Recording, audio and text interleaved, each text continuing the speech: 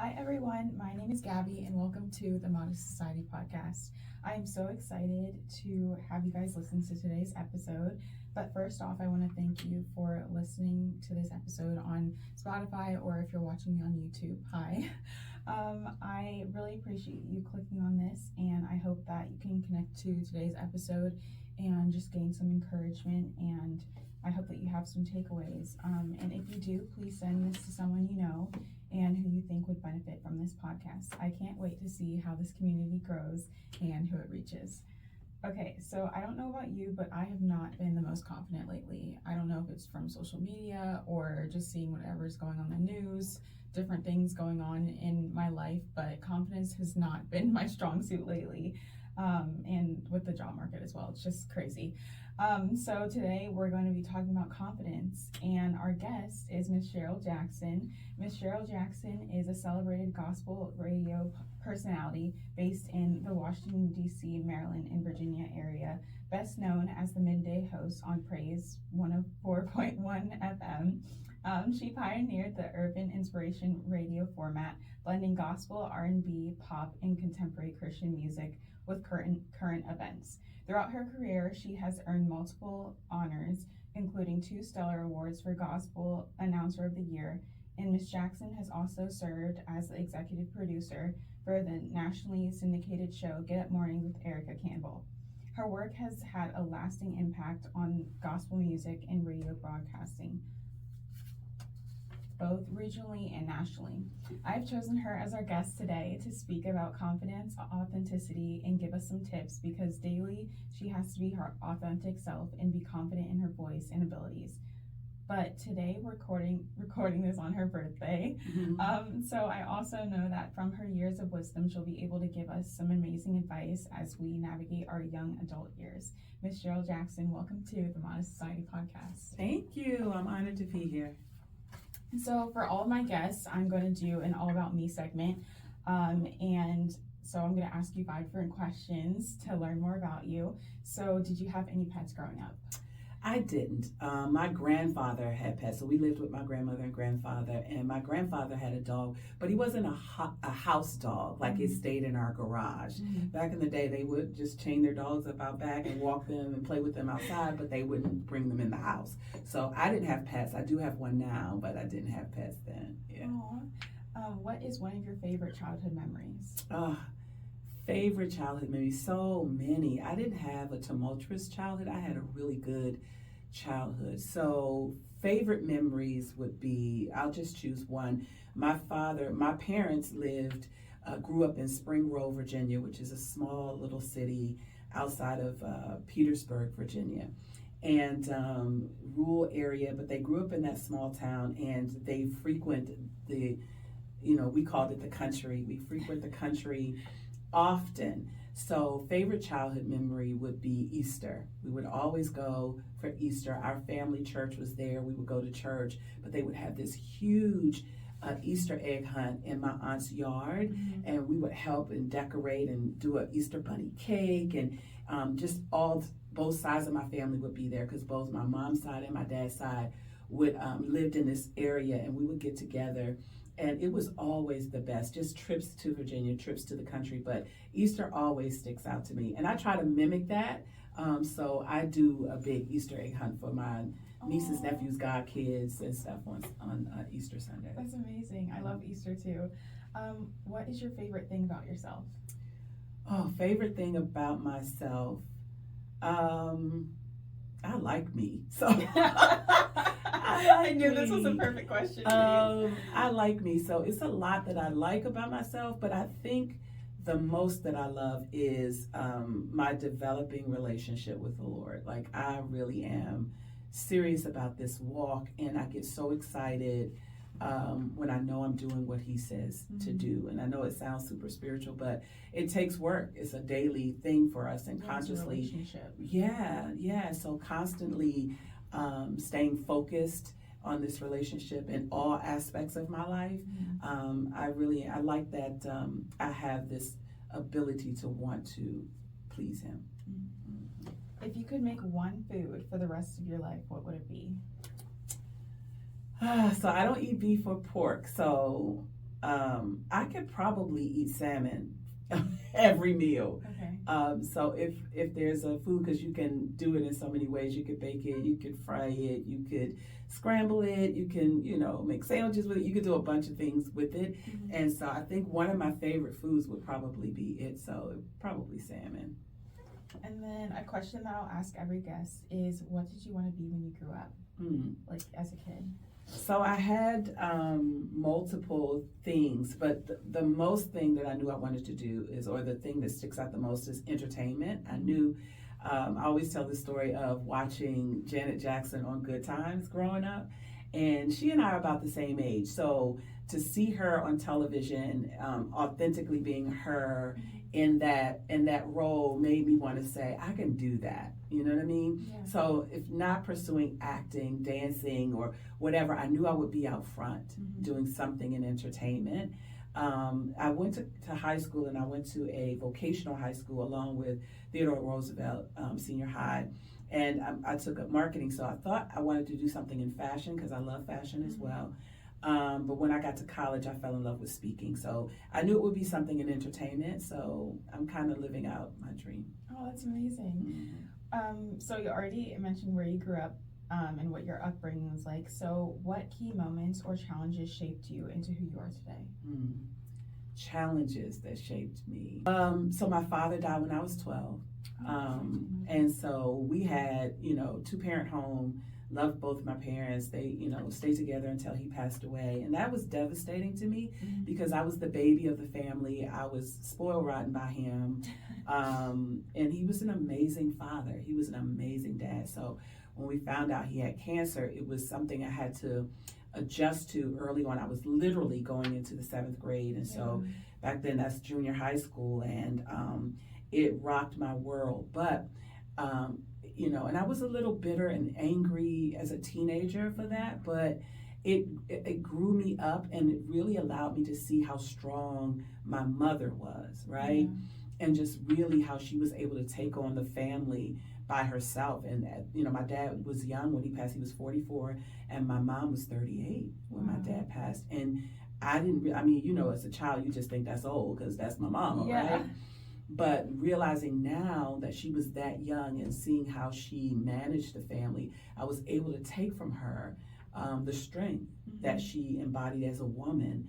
And so even though that was the most challenging time in my life, it still grew me up and matured me and allowed me to see some examples of great, strong women and be able to live by that. Oh, that's amazing.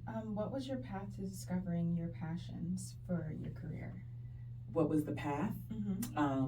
So I went to Salisbury University on the Eastern Shore of Maryland, small town in Salisbury, Maryland, but an amazing school. It was a great school.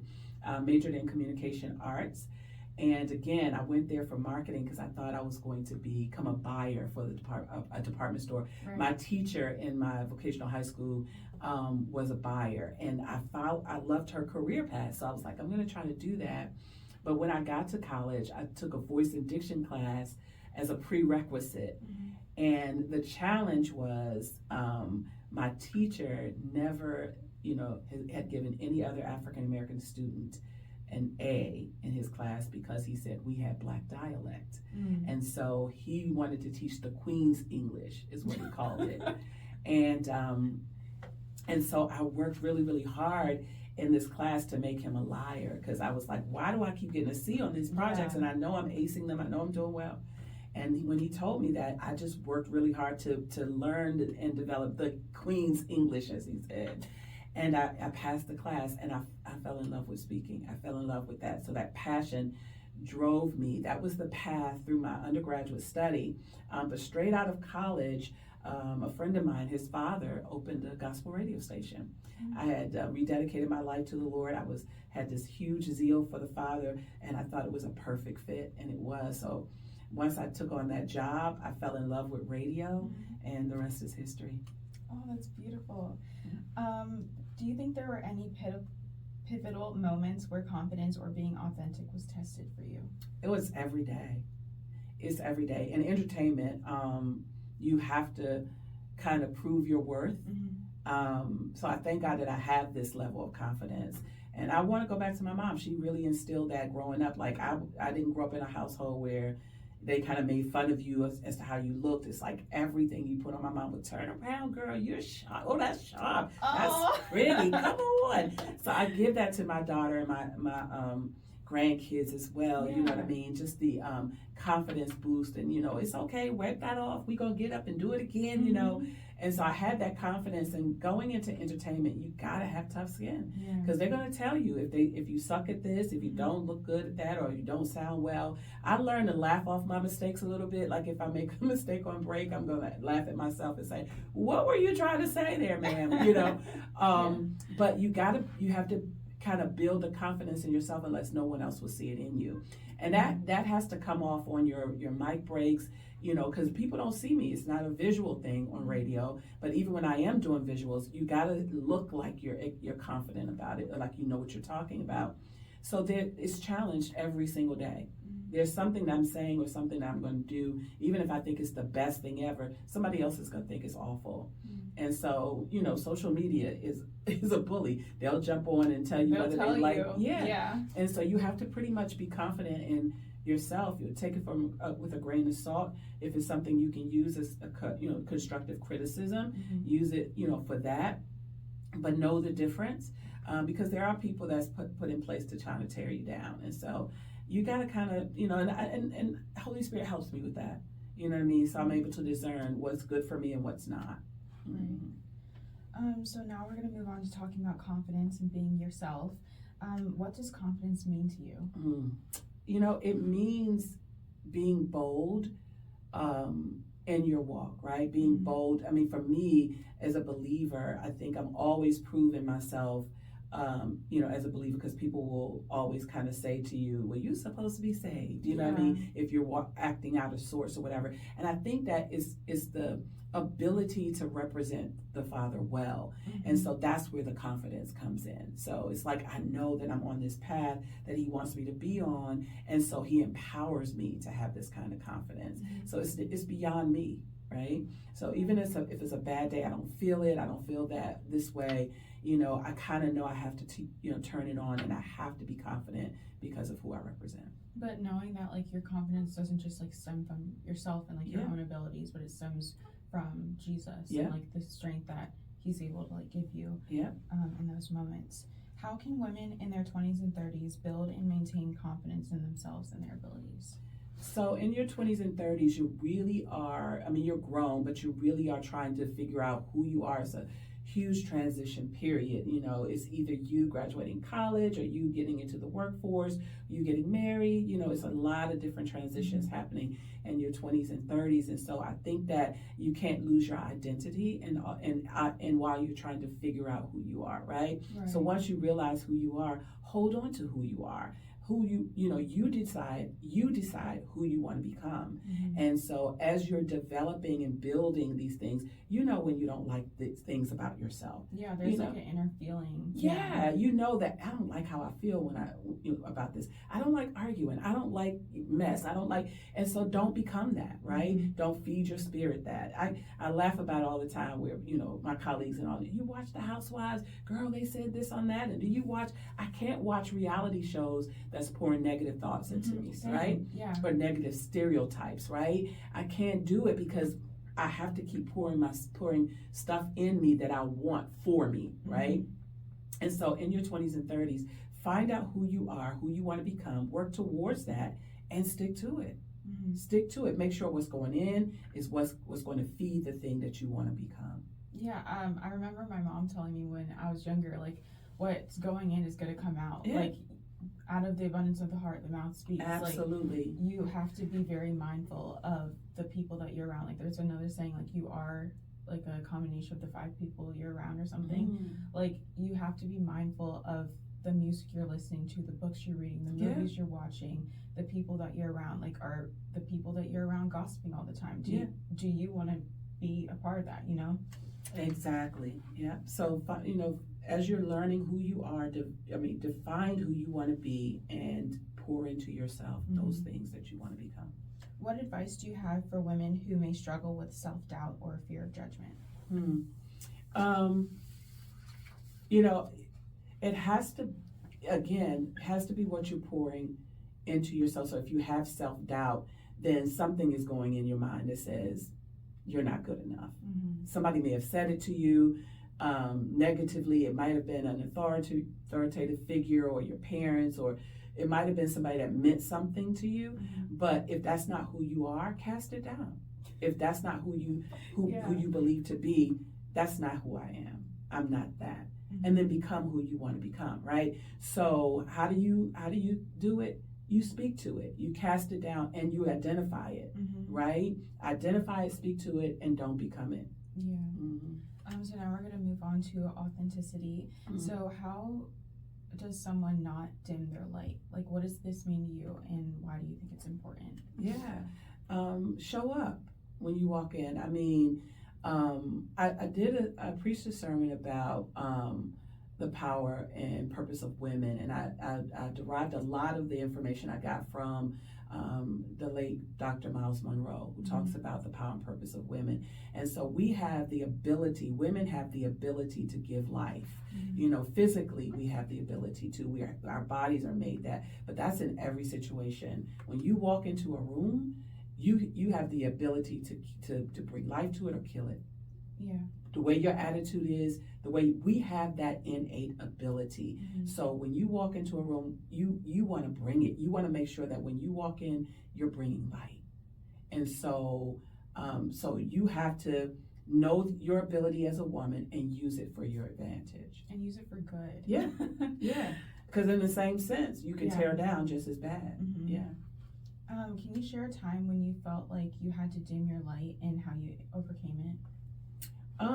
Oftentimes, because I work in an environment where it's multiple formats. So it's urban music, it's urban AC, and not everybody, everybody's not a believer. So I can't go into the boardroom speaking in tongues, or I can't go in, you know what I mean, with biblical senses, or full of Holy Spirit. So sometimes you have to water it down a little so that others can receive it. You know what I mean? Yeah. I would say that's one way to dim light.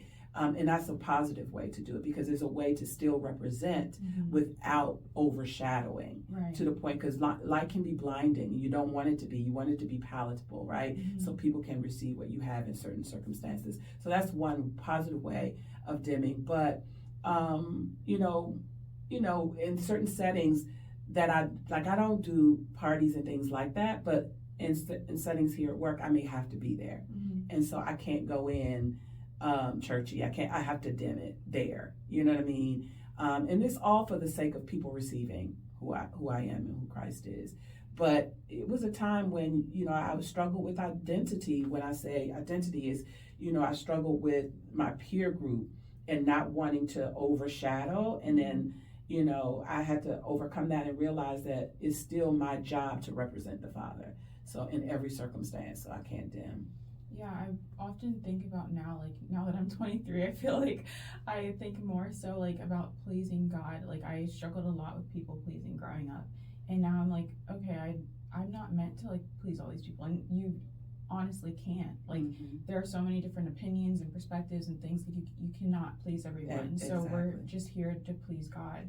So what are 3 pieces of advice that you wish you could give your younger self? Things will get better.